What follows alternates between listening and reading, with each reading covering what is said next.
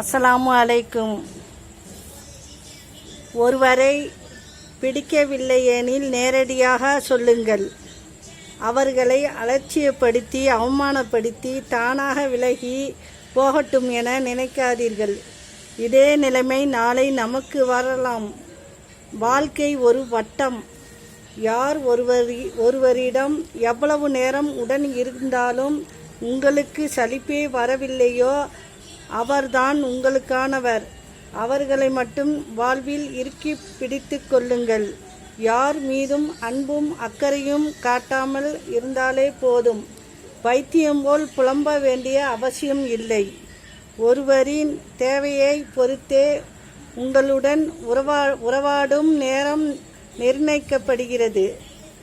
தேவையை குறைய நேரங்களும் தேடல்களும் குறைந்து போகும். அஸ்ஸலாமு அலைக்கும்.